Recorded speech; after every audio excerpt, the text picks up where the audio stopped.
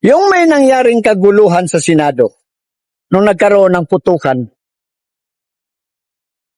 lumalabas sa balita na yung minority ay alam nila na merong mangyayari. Kaya walang isa na naiwan doon sa Senado bago mangyari ang ganong senaryo.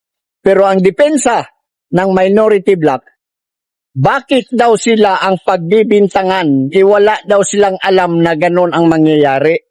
Wala ni isang naiwan doon sa Senado. Bakit sila ang pagbibintangan? Nung isang araw, o kahapon lang, merong sumbong si Rapi Tulfo. Ito, panoorin nyo. Pinatayan kami ng aircon, pinatayan kami ng internet, pati yung CR, aircon sa CR, pinatay na rin. You see? Ganun na ba kababaw? Yung mga nangyari sa Senate, Senador, kaya kayo pinatayan ng aircon kasi kailangan na sigurong magtipid. Kaya nawalan na kayo ng aircon at mainit. At sinabi mo pinatayan kayo ng wifi. Meron akong balita sa iyo. May binalita si Auntie Claire na may nilunsad na si Bongbong Marcos na wifi na libre. Yun, doon na lang kayo kumunik siguro.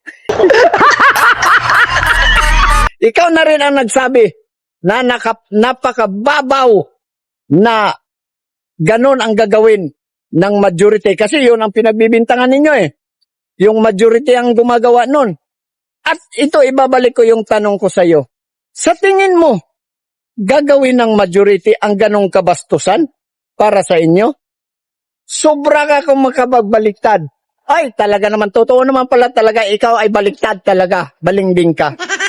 Kaya, kung yung paninira mo na ginagawa mo, ay sa tingin mo, pabiktim kayo, Senador, alam na namin kung sino ka. Kaya wag mong sabihin sa amin o sisiraan ang majority bloc na gagawin nila yon na patayan kayo ng aircon, patayan kayo ng wifi. Ganun na ba sila ka hindi edukado para gawin sa inyo yon? Yon ang nasa isip ninyo kasi yon ang gawain ninyo. Ang payo ko sa iyo, magsumbong ka kay Tulfo. Huwag kang gamol.